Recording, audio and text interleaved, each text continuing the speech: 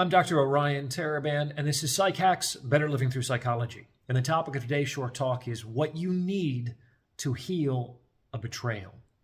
So betrayals are subject to occurring within relationships, and I'm going to be honest with you, they are very hard to work through.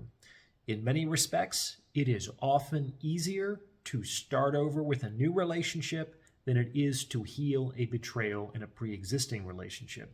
This might not be what you want to hear, but I don't want to bullshit you. However, let's assume that you are interested in working through a betrayal with your current partner. What then? Well, one thing you have to understand is that violating trust is basically like folding a piece of paper. You can kind of fold it back in the opposite direction and work out the damage, but that paper is going to be creased forever. To some extent, the relationship will never go back to the way it was before the awareness of the betrayal occurred. But before I explain how to actually work out this crease, please remember to like this episode and subscribe to this channel. It takes less than a second, costs you nothing, and it's a great way to help spread this message. So if you like what you're hearing, then please do the thing. And if you're thinking about going to grad school, be sure to check out my online self-study program at stellargre.com. You can use the code PSYCH for 10% off all membership plans. All right, there are two things that need to occur in order to have any kind of reasonable prognosis that the healing process here will actually be successful. Action is required from both parties, so both people need to be very honest with themselves before agreeing to start off this process. So what needs to happen?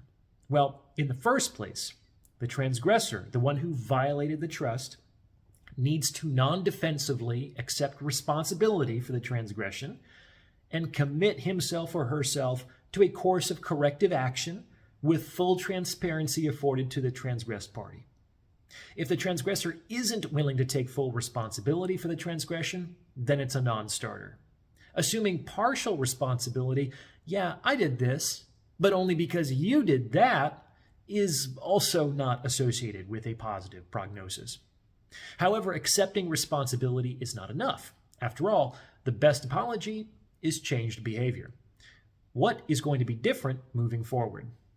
That is the commitment to corrective action, which could mean surrendering a relationship, going to therapy, or acceding to other reasonable demands. And this corrective action cannot be done in private, as this is where the betrayal occurred. Transparent accountability is essential, at least for a time, to restore trust after a betrayal. This phase of the process can take 6 months to a year, sometimes more, depending on the magnitude of the betrayal. It will be time-consuming, expensive, and difficult. So transgressors really need to be honest with themselves about their willingness to surrender to this probationary period that will likely require significant effort and behavioral change. If you don't think you can do this, or if you don't want to do this, it might just be better to move on. However, this is only half of the equation. The transgressed party also requires a healthy dose of self-honesty, albeit in a slightly different manner. This person needs to determine whether, if the transgressor were to complete this transparent course of corrective action, he or she would actually be willing to move on, which means to let it go and never bring it up again. And this can be extremely hard. Why? Well, besides the pain and hurt engendered by betrayals, there's a lot of secondary gain that can accrue to the transgressed party as a consequence of that very betrayal. On some level, we believe that the injured party now has the justifiable power to dictate the terms of the relationship. Because of X, now I get to go through your phone, or now you have to report into me on the hour, or now you have to ask my permission to do things. There is a measure of power and control that is predicated on the continuance of their victim status. And so, unsurprisingly, there can be resistance to letting go of the betrayal on the part of the transgressed, because letting go of the betrayal means simultaneously letting go of the privileges that can accrue to occupying a position of victimhood. And that will likely destroy the relationship. The transgressor is going to think, hey, I've jumped through all these hoops. I've demonstrated my good faith. I've tried my best. I've served my time. And you still don't trust me? That's not what I signed up for. If conditions are met, the transgressed has to be willing to forgive the betrayal completely. This means that they don't get to bring it up and hold it over the other person in a fight years after the fact. This is an emotional manipulation strategy to secure leverage in a relationship, and it's toxic. I'm not saying that the transgressed party should be able to completely forgive any betrayal.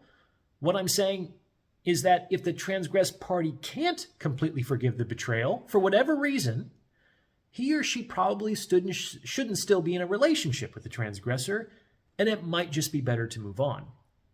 Without these two things, full responsibility and a transparent course of corrective action on the one hand, and a willingness to completely forgive the betrayal if conditions are met on the other, there's honestly little point to trying to work things out. Healing a betrayal is time-consuming, difficult, and expensive.